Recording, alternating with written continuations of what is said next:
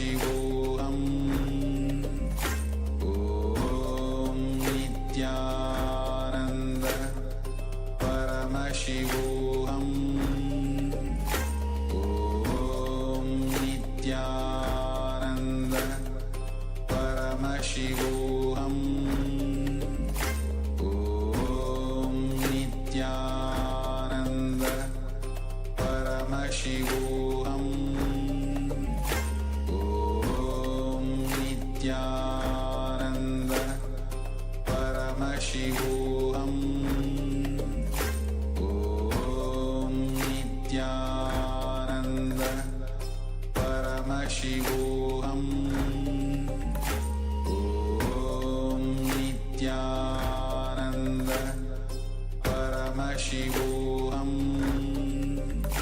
Om Nithyananda.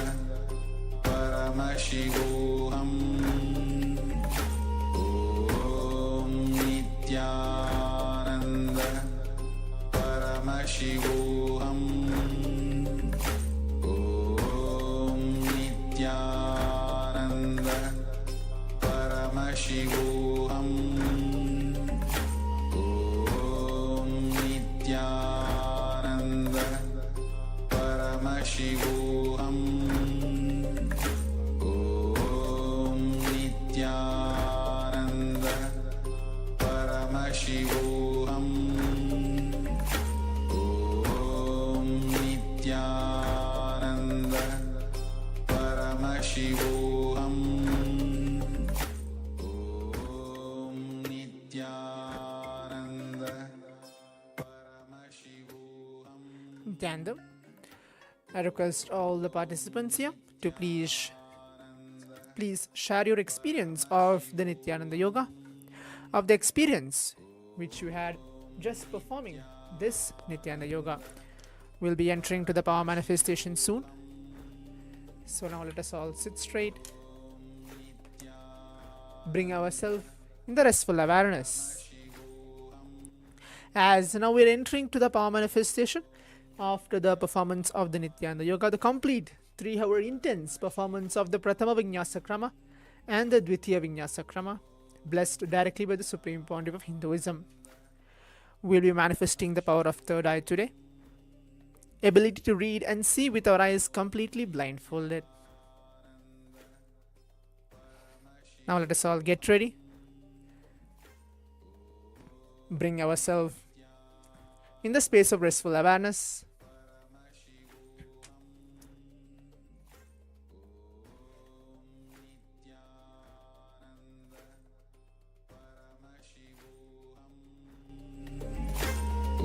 Om Nithyananda.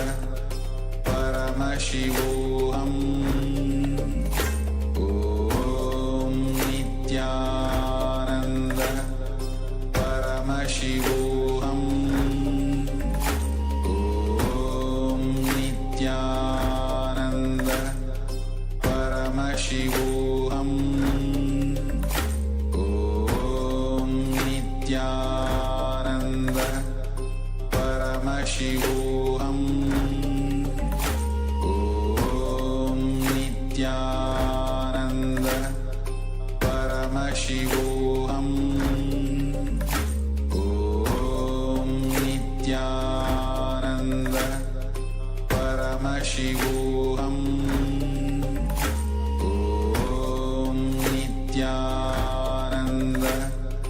Paramashivoham. Om Nithyananda. Paramashivoham. Om Nithyananda. Paramashivoham. Om Nithyananda. Paramashivoham. Om Nithyananda. Paramashivoham. Om Nithyananda. Paramashivoham.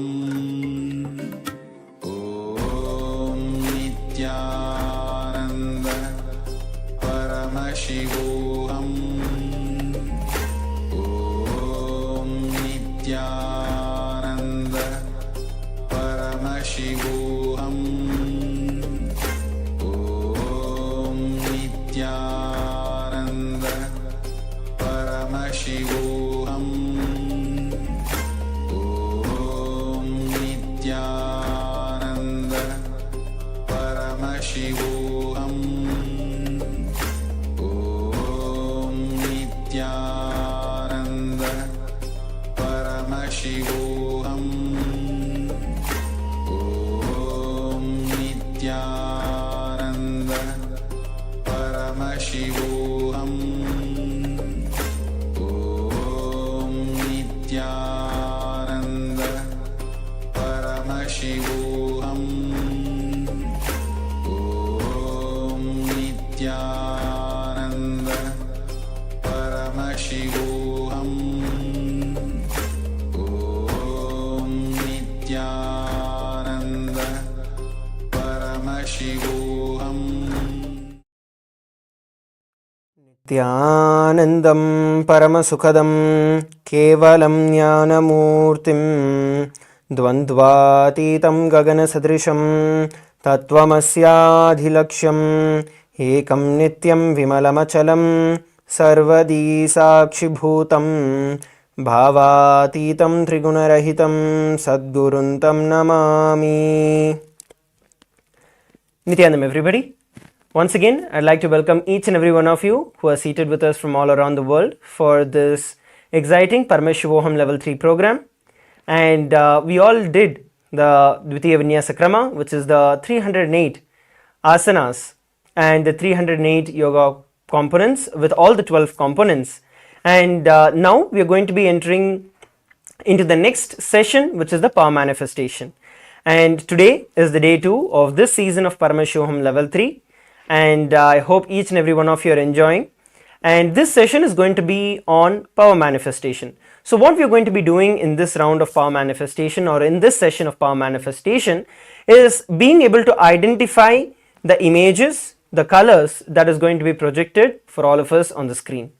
Especially after we do the Nithyananda yoga, especially when we do all the 308 asanas.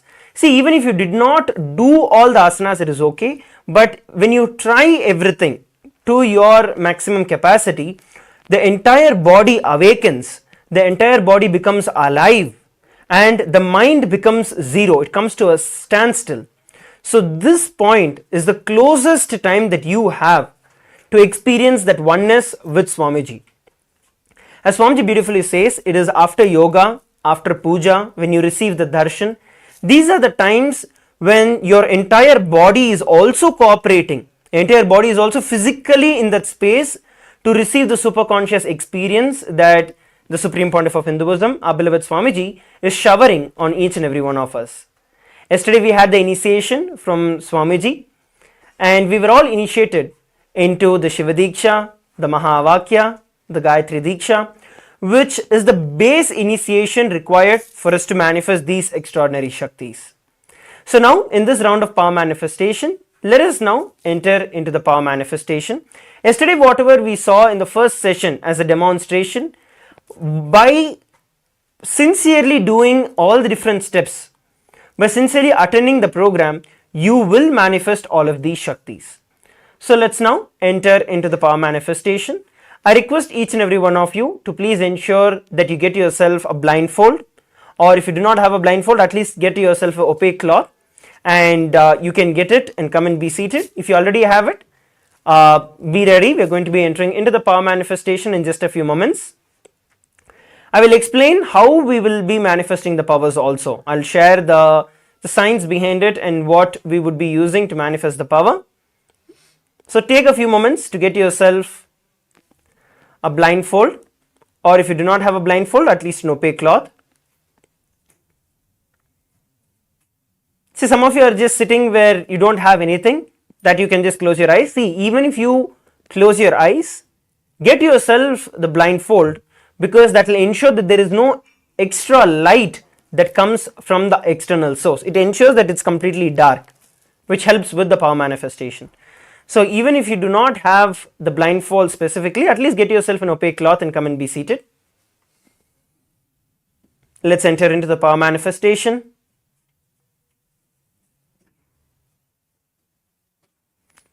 Please sit straight with your head, neck and spine on a straight line.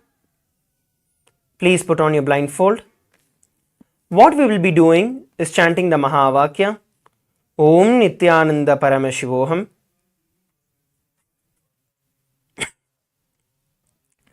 By chanting the Mahavakya, Om Nithyananda Paramashivoham, we will be establishing ourselves in the space of oneness with Swamiji. Yesterday's darshan, the initiation that each and every one of us received, just remember that very darshan, the very form of Swamiji in your inner space, in your Anandagandha, which is near your heart center. Just visualize Swamiji in your Anandagandha and chant the Mahavakya, Om Nithyananda Paramashivoham. And once you settle for a few moments in that space of oneness, stillness, space of being calm with Swamiji, all that you have to do is just ask Swamiji to show you what is being shown on the screen. It can be colors, it can be alphabets, it can be images, or it could be sounds that you hear, anything. Just ask Swamiji to show you what is there. If you are going to get doubts like, oh, am I guessing something, am I thinking something, don't bother about any of that. Just sit in that space and ask Swamiji to show you. From there, you will see different things come up. You don't have to be restrict yourself to just, okay, I have to see only this or only that. It can be multiple different things that Swamiji is showing you. So verbalize all the multiple different things. At the end of this round, we'll take a few moments to verify the answer. So now, let us enter into the power manifestation. Please sit straight with your head, neck and spine in a straight line. Start chanting the Mahavakya. Om Nithyananda Paramashivoham.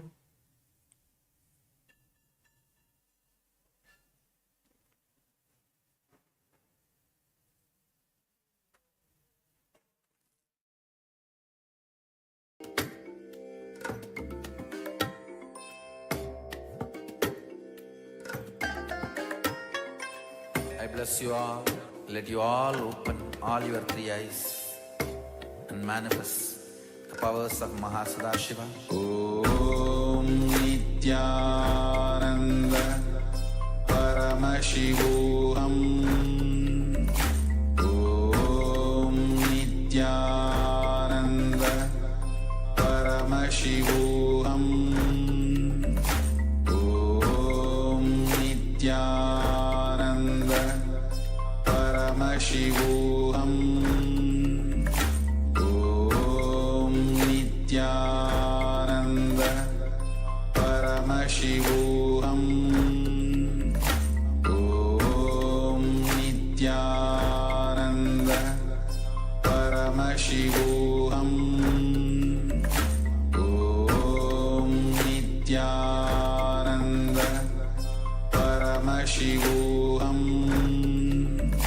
Om Nithyananda Paramashivoham. Om Nithyananda Paramashivoham. Om Nithyananda Paramashivoham. Om Nithyananda Paramashivoham. Om Nithyananda Paramashivoham. Om Nithyananda Paramashivoham. Om Nithyananda Paramashivoham. Om Nithyananda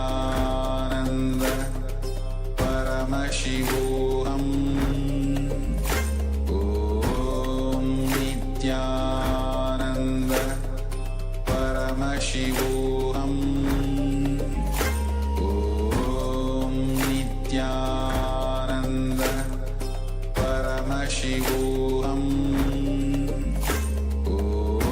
Om Nithyananda Paramashivoham. Om Nithyananda Paramashivoham. Om Nithyananda Paramashivoham. Om Nithyananda. Now, every one of you can slowly relax. Please open your eyes.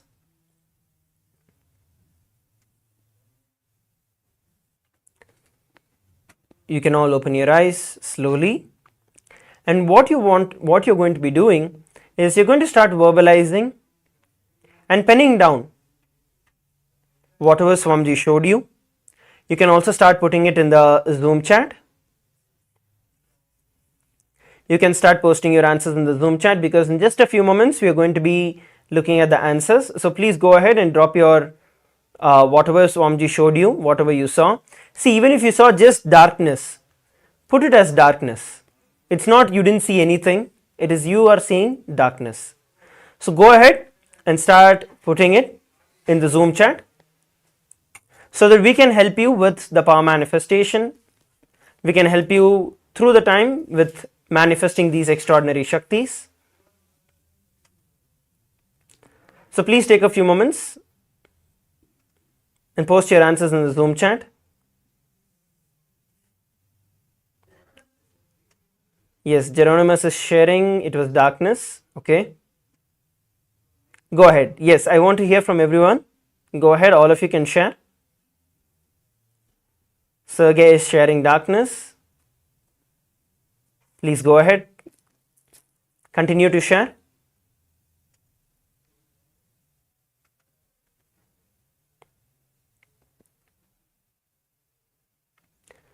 Yes, we have Pavan who is sharing 4 in golden color font, and Zach sharing it was some blue color, and Surendranath sharing darkness. Yes. Alright, so all of you also, the rest of you also can continue to post. So we are going to take a few moments to first look at what was projected for all of us on the screen, and after that let's enter to share the further understandings of what is right and how we can manifest these extraordinary Shaktis. So the color that was projected for all of us was golden yellow, as you can see on the screen. The color that was projected for every one of us on the screen was golden yellow, a shade of golden yellow. This was the image that was projected. This was the color that was projected for all of us. So we had Pavan who manifested the power, who got it 4 in golden color font. Yeah, so the font color is right. The 4 is not there in the image itself, but the color is right.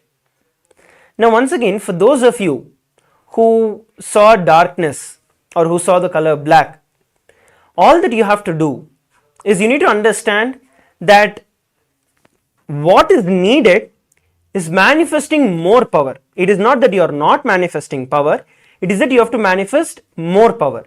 Now how does manifesting more power happen?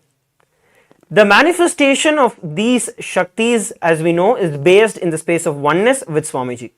And Swamiji has very clearly defined it and has given a very clear science for us to be able to manifest these Shaktis. Even if one day you are attending the program entirely with integrity, you're putting in your complete attentiveness, and you're ensuring that you are in there with the program doing everything that is there, you will see by default you will manifest the powers, because the program itself is designed personally by Swamiji for each and every one of us to manifest these extraordinary Shaktis. So all that you have to do is just ensure that you're participating in the entire day, and every session when we have various different clicks that happen where we'll be learning various different truths. Today is where we learn about the science of pain and how we are beyond pain and suffering. It's a very, very important and a very, very beautiful day, because these are some things that every one of us go through in our day-to-day life. And today we're going to be learning the truths, the sacred secrets about pain, suffering, and Swamiji's revelations of how we can go beyond pain and suffering. So when you attend the entire day today with sincere integrity, you will see that you manifest the powers. So now it's time that we move to the next session. I request every one of you to take a few moments to share your results of power manifestation in the social media, and we'll be having multiple different rounds of power manifestation spread out throughout the entire day. So now please take a few moments to share it on social media as we prepare to enter into the next session.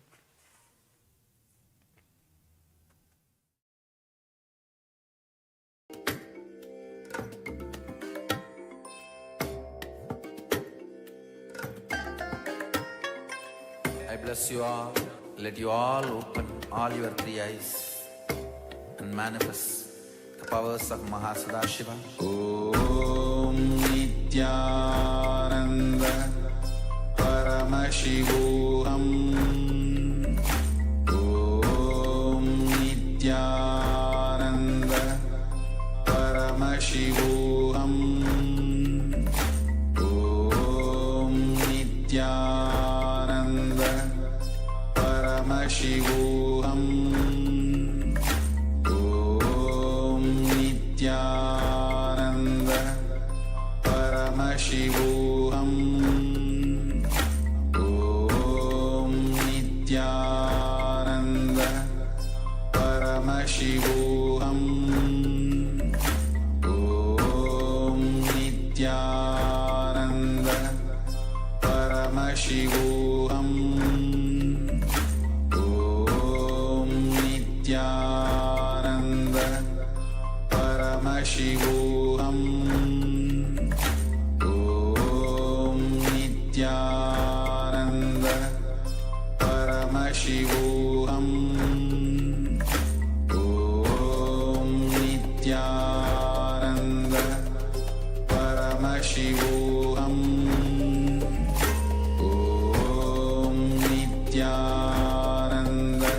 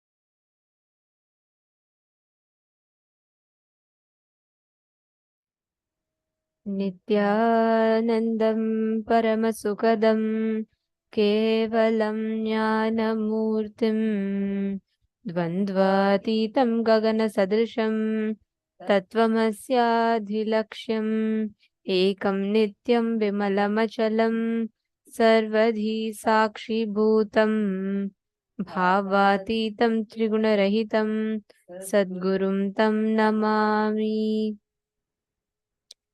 Nithyanandam to all the participants of Paramashivoham.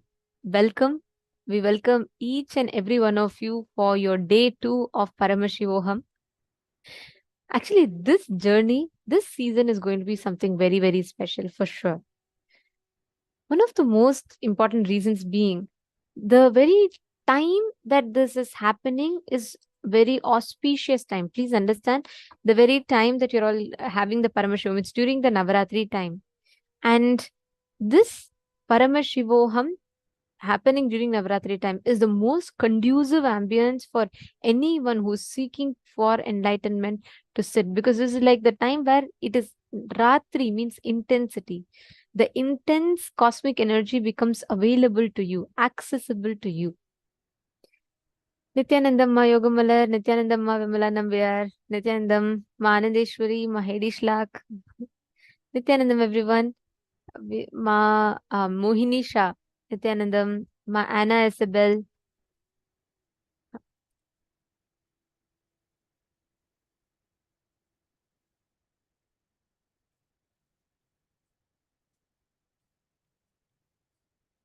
Yes, very nice to see all of you. Today we are going to be having a lot of some of the most amazing things we are going to be learning about. First thing to start off with. Yesterday, we all understood about the science of Kalpataru. We learned about what is listening. We learned about the basics. Today, we are going to be learning about the genesis of our identity, the science of completion, and we're going to be understanding about how you can completely experience completion, unclutching, and how you can go beyond all the pain and suffering in life. You're going to be learning today about how you can experience liberation from any pain or suffering in life. Today, we're going to be working on the deeper levels of completion. Yesterday, we understood how we create the reality in front of us, right? Today, we are going to be understanding about how you can experience completion, how you can experience fulfillment, how you can experience the breakthrough from all the pain and suffering that we have created for ourselves in life. We're going to be learning about that today. And today, the deities, the manifestations of Paramashiva, of whom we are going to be having darshan today of, are Ashwarudha Murti and Guru Murti forms of Paramashiva. Which means today, Paramashiva manifests just out of his love for his disciples, love for his devotees. He appears in the form of the horse seller, and he performs a very beautiful leela, of which you all will be learning about. And that is what today's deities are. So today we have a lot to learn. You're going to be learning a lot of basics, and I would say a lot of new, completely new, powerful cognitions today.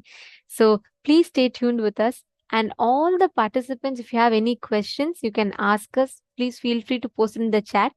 And all the Chinese participants, I know you all sit through your night, even if it is late night for you, even if you're like, you're feeling little off in between.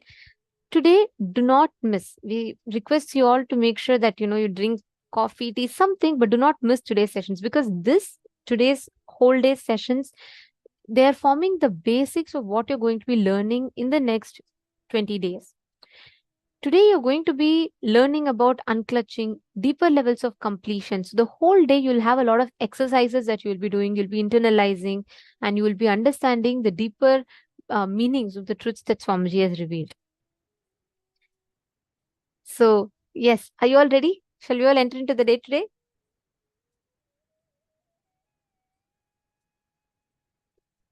Yes, I see a lot of hearts in the chat.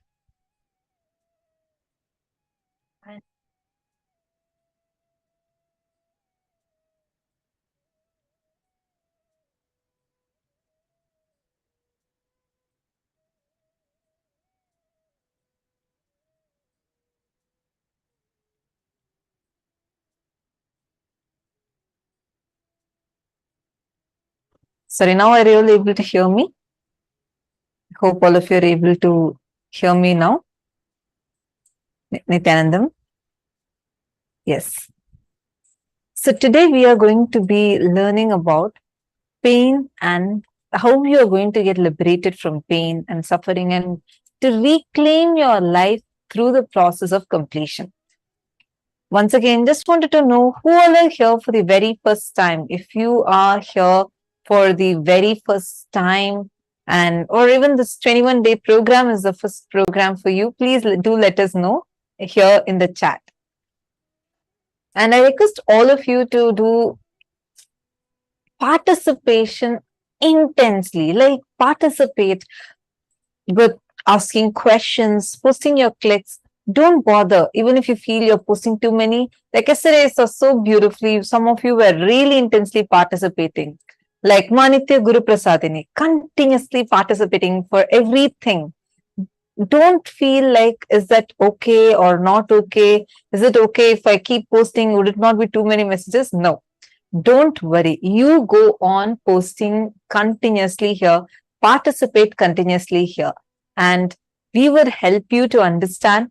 That would be the way how you will learn so much more. Regular Google. I'm here for the first time. Wonderful, lovely to have you here. Where are you from?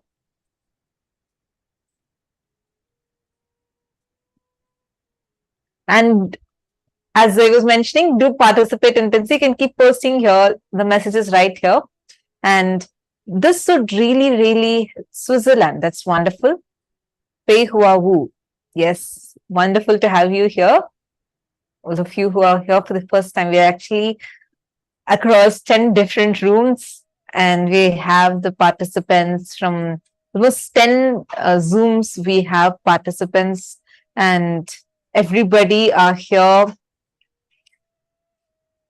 from different corners of the world just to have this amazing experience, a super conscious breakthrough. Today, we're going to learn the different types of pains that we go through. We usually think of pain, we may understand two types. We think it's just physical pain or an emotional pain. But Swamiji explains 5 types of pain that are existing.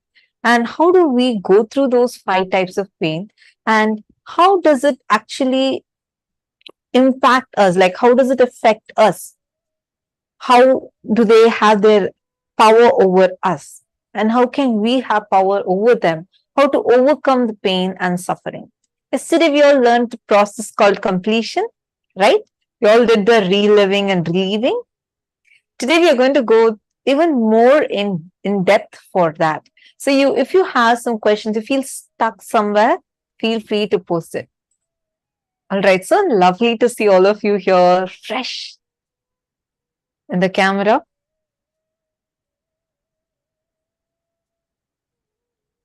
Great. So now let's enter into our first session.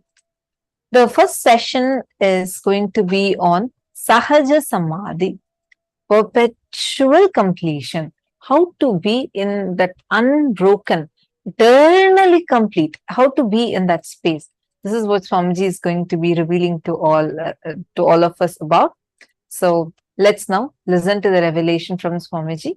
And please make a note of the powerful cognitions and clicks you're getting.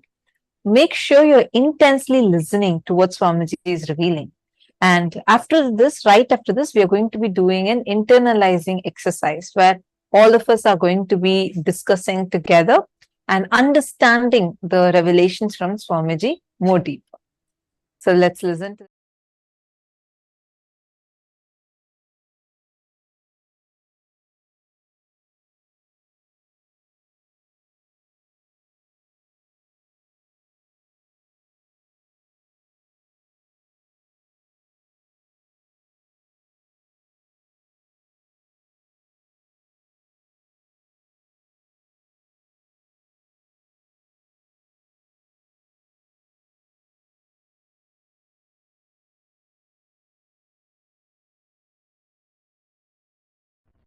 all the great beings, experts, masters in each field was available to me. Same way in Vedanta.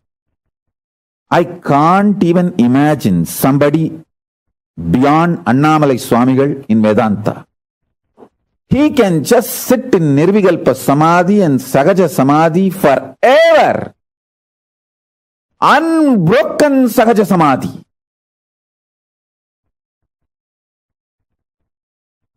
The most powerful unclutching, most powerful unclutched being I've ever seen is Annamalai Swamigal.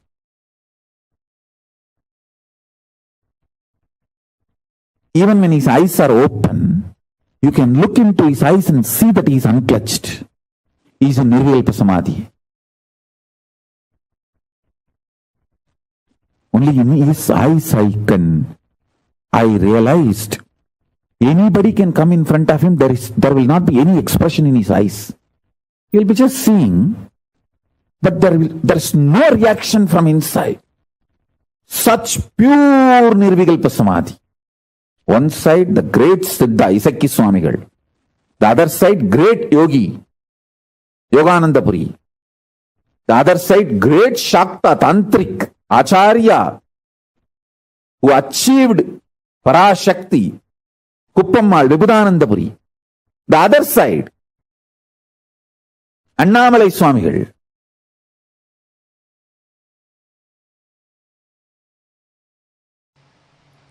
Listen, this verse has two dimensions. For example, you are seeing the hill. Beautiful, large hill ranges covered in snow. The world, that hill, and when it is perceived, the perception and experience you go through in my world, means in your world, both are not ultimate. See who is perceiving inside my world and who is showing outside as the world. In both, if you start seeing the source, you will find Sadashiva. If you start looking, who is showing my world, your world, you will straight have the experience of Sadashiva. If you start looking, who is showing here as the world, who is manifesting, you will start experiencing directly Adi Shakti, but both are one and the same ultimately. Adi Shakti or Sadashiva. Listen, looking with depth, listening from the depth, breathing to the depth. Everything, if you start looking at the source, you will do it from the depth.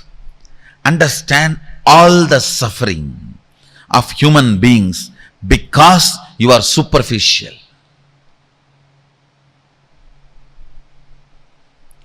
Depth brings powerfulness, joy.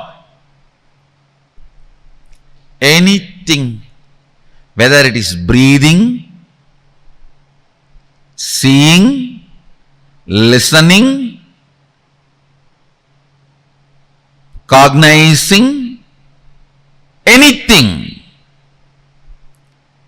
happens from the source, from the depth, is Paravidya. Anything happens superficially, Aparavidya. The science of enlightenment is Sri Vidya. The science of finding the source is Sri Vidya. The science of finding who is seeing, who is listening, who is breathing, and who is cognizing. Listen. Repeat the verses once more and you will understand The fifth verse, Yat vachanapyatitam yena vachapyudyate, which cannot be described by words, but which is the source of the vak. The speech does not illumine, reveal, but which makes the speech happen.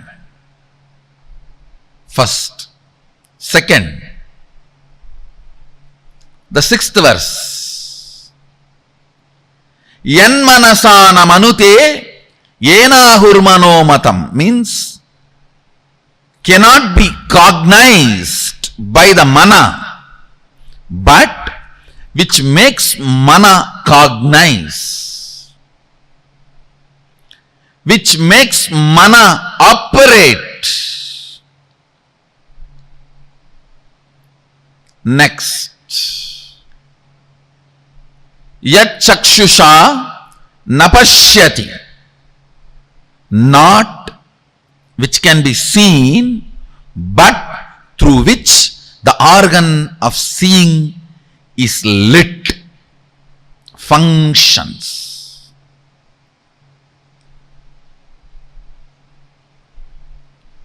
Yasrotrena nashrunoti, not by the listening, but through which the listening happens in you. Yat pranena na praniti, ena prana praniyate, not which can be breathed, but by which the breathing happens. This is one of the most powerful Sahaja Samādhi technique. Constantly try, whole day whenever you can, just try to remember, who is making me see? What is the energy in me which makes me listen? What is the source of me which makes me cognize and think? What is the source of me which makes me breathe in and breathe out? Suddenly you will see, your eyes will be open, but you will be sitting like a hatching mother bird whose eyes are open, but she is not looking outside. The mother bird which sits on the eggs for hatching, her eyes will be open, but she will not be seeing. Your eyes will be open, but you will not be seeing, because you are seeing the seer. Whenever you find time, just try to sit, even for a few minutes. You will pick up Sahaja Samādhi. Your eyes are open, but you are not seeing. Your ears are open, but you are not hearing. You are not sleeping. Your cognition is alive, but you are not cognizing. That is the state called Sahaja Samādhi. After some time, even if you are cognizing, you will not be moved out of that state. You will continue to be in that state and you will continue to cognize. That's a perfection of Sahaja Samādhi. Understand these 5 verses of Kenopanishad is the most powerful technique, method for Sahaja Samādhi.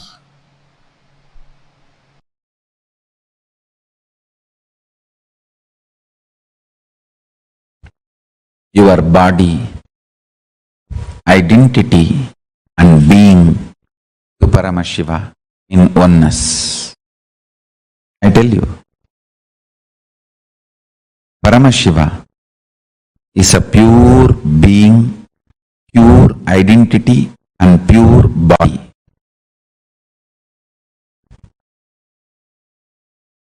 After you declare your integrity to Guru, every breath, every time you breathe, it is tuning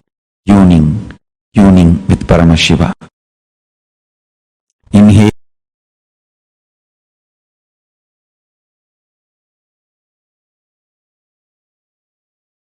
Paramashiva. Whether you do yoga, or waking up in the Brahma Muhurta, or attend satsang, do the oneness process, Paramashivoham process, or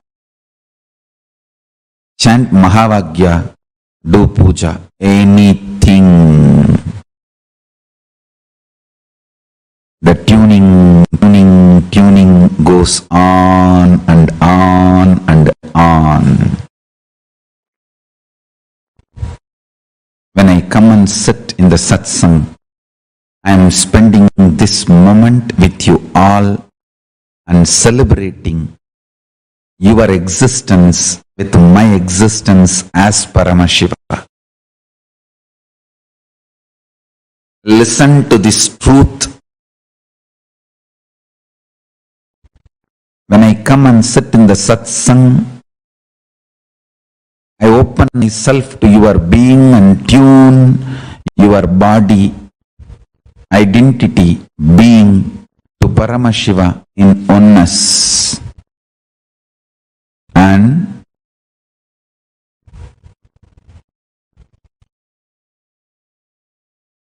make you experience intensely, make you understand intensely, make you realize intensely, make you manifest intensely the oneness with Paramashiva, the ultimate, absolute, Shuddha Advaita Sukhabodha Jnana Vijnana Nirvikalpa Nishkala Niranjana Nirahara Nirguna Nirbodha Nischala Nithyananda Paramashiva Swarupam Guru Bhakti continuously tunes you. Guru Bhakti is more than Nirvikalpa Samadhi, Sahaja Samādhi. Guru Bhakti is Sahaja Samādhi. Vegaha nimitta apekshat karmano jayate niyatati kriya aprabandha hetu. Change of motion is proportional to the impressed force and is in the direction of the force. You should know this law is the precise definition of how Guru Bhakti can become Guru's grace and become oneness with Paramashiva. Guru Bhakti does such big push, it gives such big push inside you as a Guru's grace and manifests as Guru Shakti and connects you with Paramashiva. Guru Bhakti is more than Nirvikalpa Samadhi, it is Sahaja Samādhi.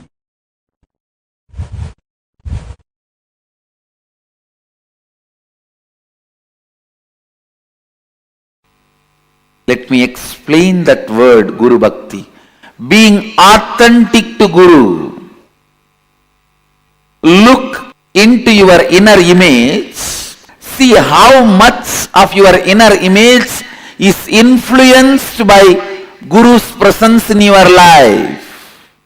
Look into your inner image. See in how much you are still stuck with your old stupid identity and inner image. How much the Guru has influenced, Guru's presence has influenced, and how much of your idea about you has changed. Please understand, your inner image is not you. Not only your inner image is not you, what you think as your inner image is a screen, iron curtain, stopping you to experience the real you. See how much your inner image has been influenced by your Guru's presence in your life. If you continue to have your inner image without changing, you are living your logical life. Yesterday you have been sick. Logically today you will be sick. Logically tomorrow you will be sick or more sick. Till death. That is supposed to be the logical life. Inspiration and energy of the Guru enters into your inner image. Life will not be any more logical. It will become just magical.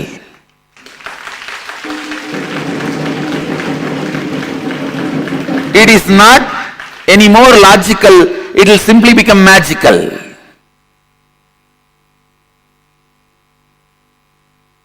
How much your inner image is inspired, influenced by your Guru's presence in your life. How much your outer image is inspired and influenced. What kind of outer image you show to your Guru. And how your Guru holds you. What is the anyakara he is having about you? Have you taken responsibility for it? What kind of an image you hold about Guru and the life around Guru, the Sangha. Understand, Guru Bhakti is bringing authenticity in your relationship with Guru. Let your inner image be as your Guru wants. Whoever considers me as your Guru, understand, whoever considers me as your Guru, for all of you, I am making it very clear. The inner image I expect from you. I want you to have the inner image of Shivoham. My taste is very simple in anything. I just want the best thing.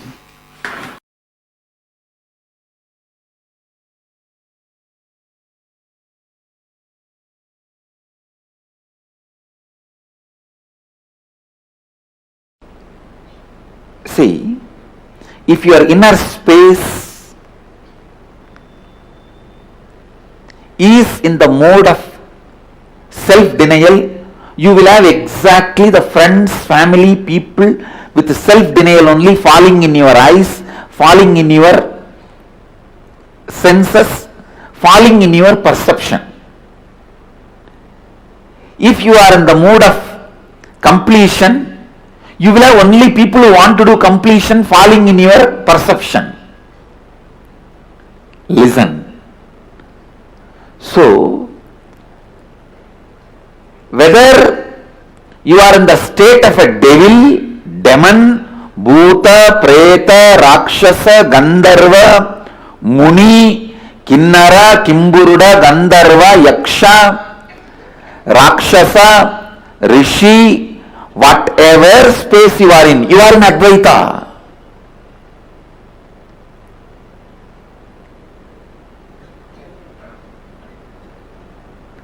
So that can never be lost. If you are in the space of completely denying you, you will exactly perceive only those people who are also in self-denial and denying you. You will be denying them, they will be denying you, both of you will be having a great Indian mother-in-law, daughter-in-law relationship.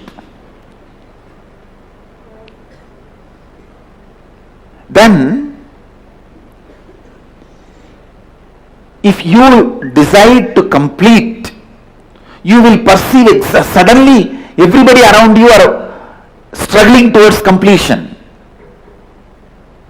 Understand? When you allow the higher intelligence of you to pull you up, raise you constantly, suddenly you will perceive Guru happening in your life. Because your own part of you, which is constantly pulling you up, only allows the Guru to happen in your life and continue to exist in your life.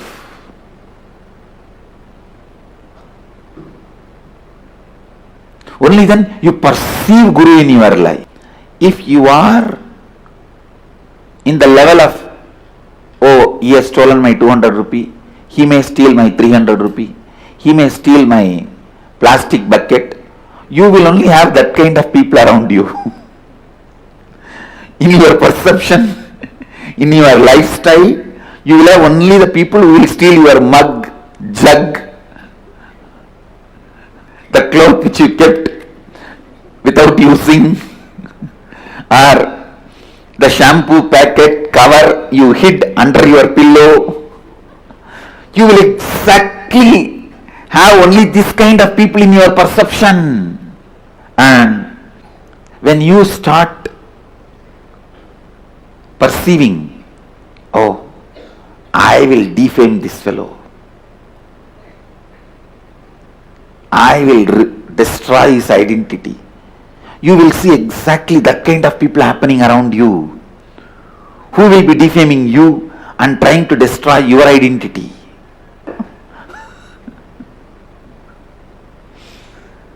Anyhow, listen to this truth. Whatever is your mission, whatever is your life's goal, today's goal, this month's goal, this year's goal, whole life goal, pen down. You will see exactly only people who have the same kind of ideal will be in your perception.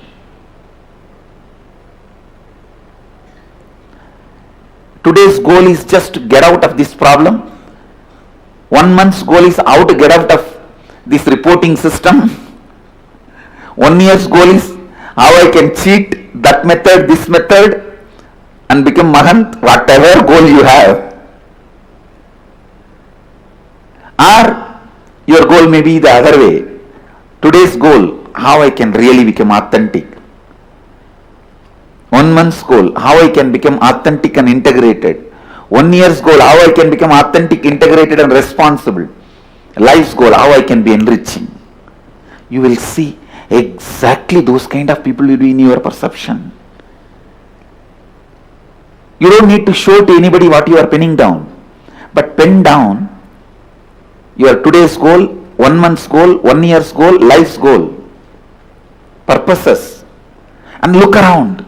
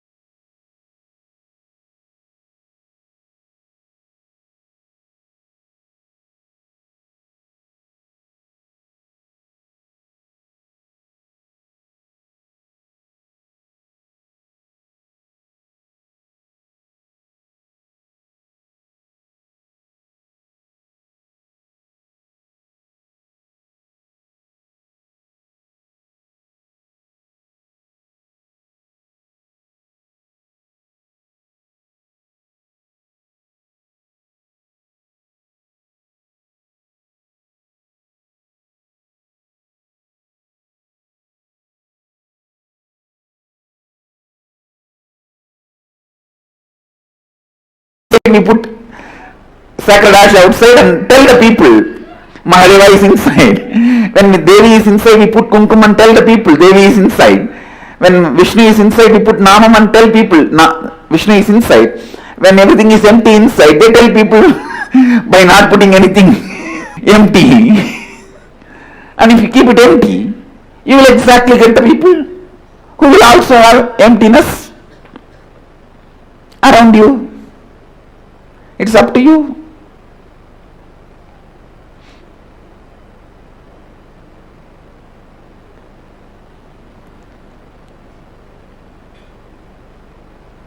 So listen.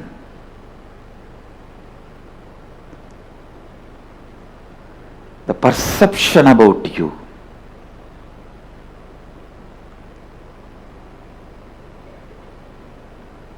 should be built newly with that great truth of Shivoham. Decide. If you want to cook, you have to burn the firewood. If you want to create that Shivoham space for you, you have to burn all the incompletions. Decide. Good news is, it is possible. Best news is, it is very easy. Good news is, it is possible. Best news is, it is very easy.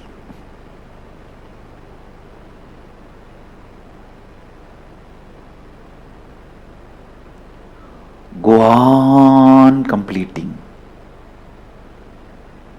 Decide very clearly, till I am perceiving myself as Shivoham, I am going to be doing completion.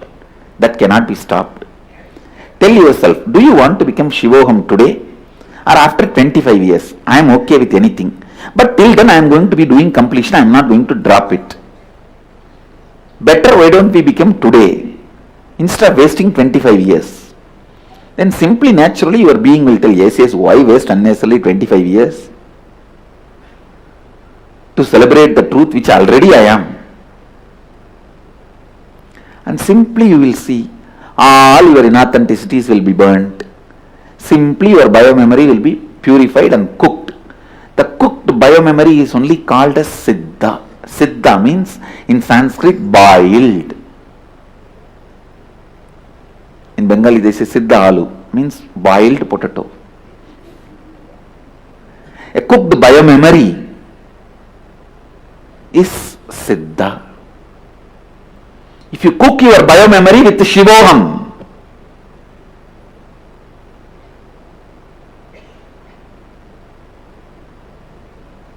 you are a Siddha. That's all.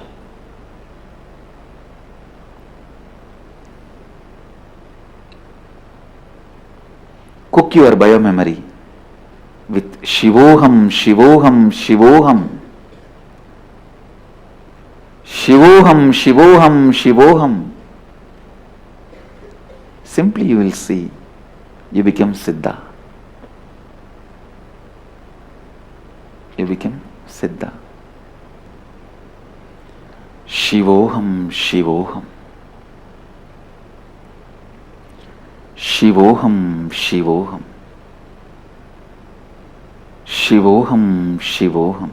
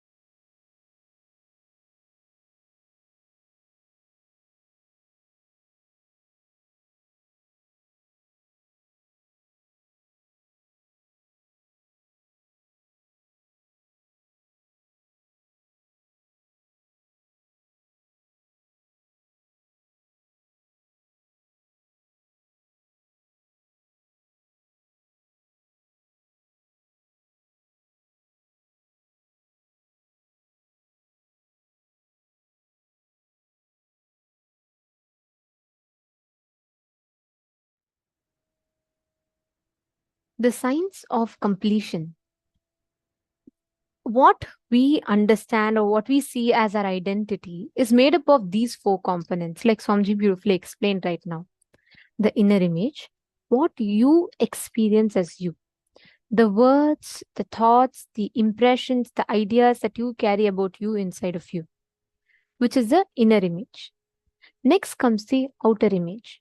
Outer image is how you express yourself to the world, how you show yourself to the world, how do you project yourself to the world.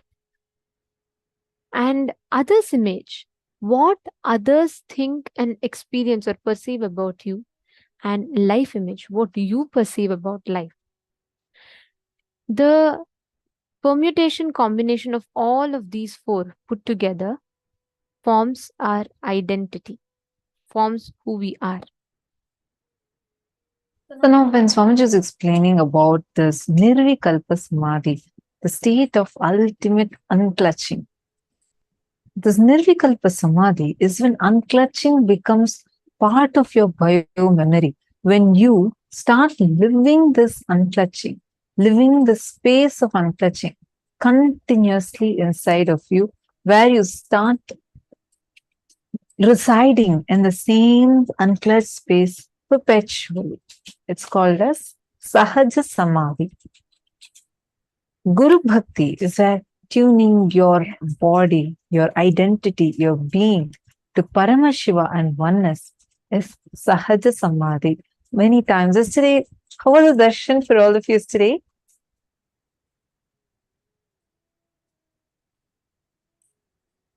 I do see some of you posting about the video having a sound glitch. I do sincerely apologize for that. I think a small portion of it, the audio was not coming through. We were faced with the technical glitch. Come on, I request all of you to share. How was the darshan yesterday? How many of you felt like the moment you were sitting in the darshan and you were there in the darshan, receiving the blessings of Swamiji, immense bliss started oozing in your system, like even without your own control. It was just so beautifully, like your whole inner space is just filled with so much of bliss. How many of you felt that?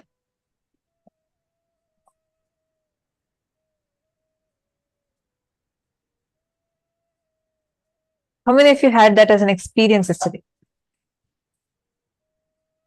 Please take a moment and please post here in the chat. I felt like he answered everything inside of me. Wow. I felt healing, Ma. Vallini Subaya. Ma Yoga Rupini. Inner space keep on expanding. It was a wonderful experience. Great. So now, why do you think that happened to you yesterday?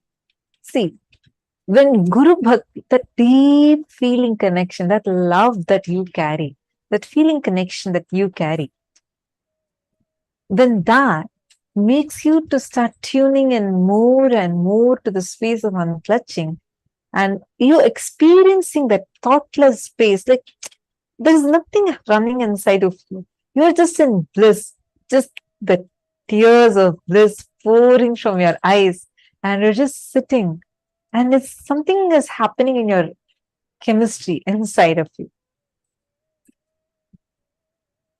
You just feel like there's something happening, like something else is happening beyond your control. That is what is the space of Sahaja Samādhi starting to manifest through Guru Bhakti. This is Swamiji is mentioning about Annamalai Swamigal, right?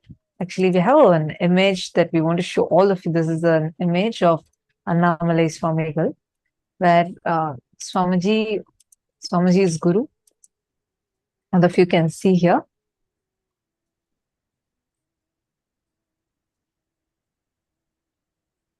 And this is Swamiji at the age of 12, that is to the extreme left.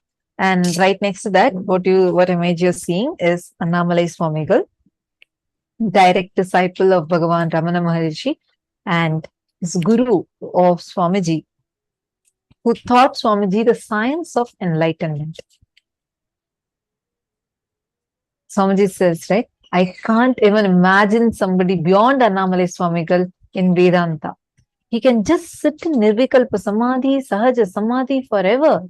Unbroken Sahaja Samādhi. The most powerful, unclutched being I have ever seen is Allamalai Swamigal. This was in the very first clipping that we just watched, right? Swamiji said how even when his eyes are open, you can just look into his eyes and see that he's unclutched. He is in Nirvikalpa Samadhi. He will just be seeing, but no reaction from inside. Such pure Nirvikalpa Samadhi.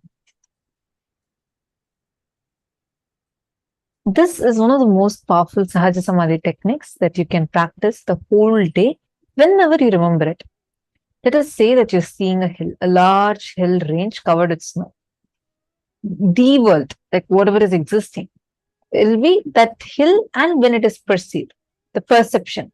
And the perception and the experience you go through in my world, means your world, both are not ultimate. Take a moment and see who is it who's perceiving inside my world? Who is it that is showing outside as the world?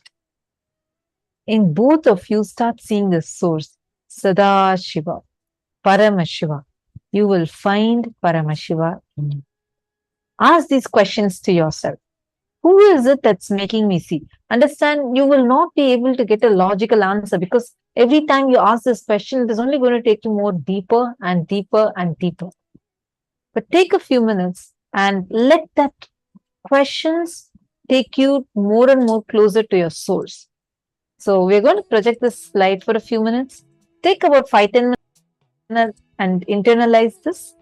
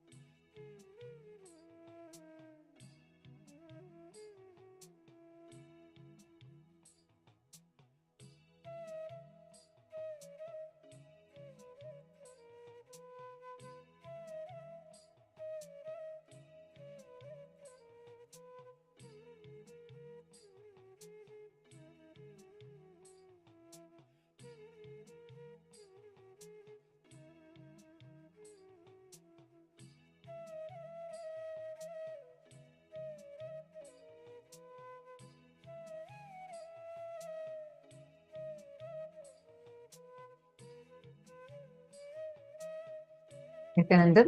I hope all of you have finished this step. See, this is only a contemplation for all of you, and you just need to be contemplating on this more and more. Okay. Any questions, doubts any of you have? You're also going to be getting a gift from this session. A gift on Sahaja Samādhi, which is perpetual completion. This is the gift all of you are going to be receiving from this session today.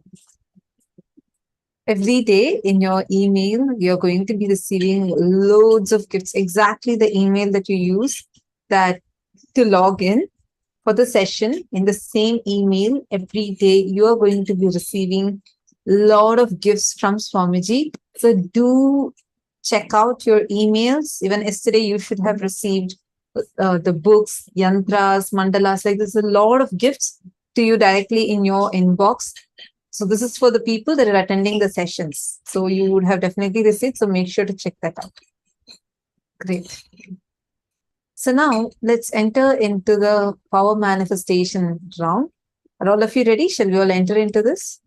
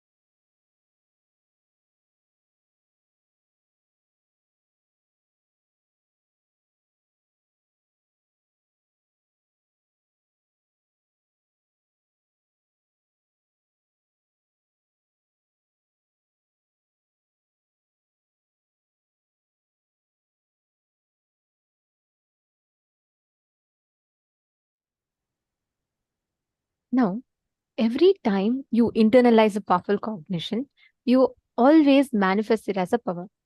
Imagine like this. Let's say there's a water pipe, okay? So there's a smooth flow of the water.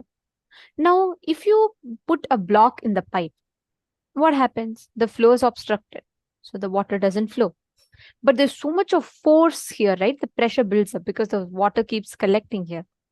Now, if let's say suddenly this block just breaks, the water gushes with force, correct? And then after the flow becomes normal. The exact same logic applies for completion. Every pattern is like that block that blocks the natural flow of consciousness. Now, as long as you keep holding on, you keep having that block, the consciousness is keep on getting obstructed. The moment you complete, in completion, you're not removing the pattern, you're just breaking the pattern. So the life flows through you as power. It just gushes through you. Are you all getting it? That is why every time you do a completion, you have to manifest powers, because that intense gush of energy, you can use that for the power manifestation instantly. You will be able to experience that breakthrough. Whenever you are stuck with a particular pattern, it could be postponing, it could be impossibilities, it could be any different idea that you want. But remember this thing, constantly, as long as you keep manifesting the experience in you again and again about impossibility, you will never have a breakthrough. You will never walk yourself to a breakthrough. Now, we all have understood this powerful cognition, right, which Swamiji revealed just now. Please sit from that same space and start manifesting the power. Start declare the experience of completion, Purnatva, the state of completion. From that experience, you're going to now manifest the ability to move an object in your palm. Sit, chant the Mahavakya continuously.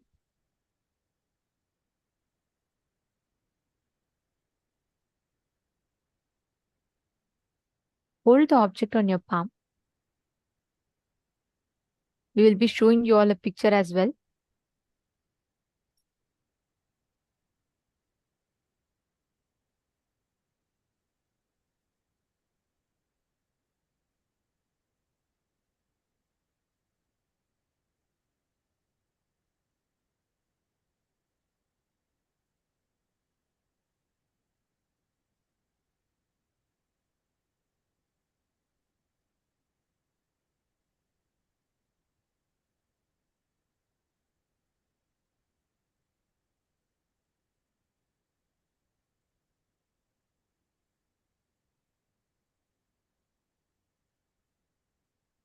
Now, chant the Mahavakya. Keep any object you want. See, the cognition, the context of power manifestation is to internalize, absorb the powerful cognition in your inner space. So your agenda for power manifestation is the same. You're manifesting because you want to give yourself the experience of that consciousness that Swamiji just explained, that powerful cognition that Swamiji just revealed to us. With that space, sit with the declaration to manifest.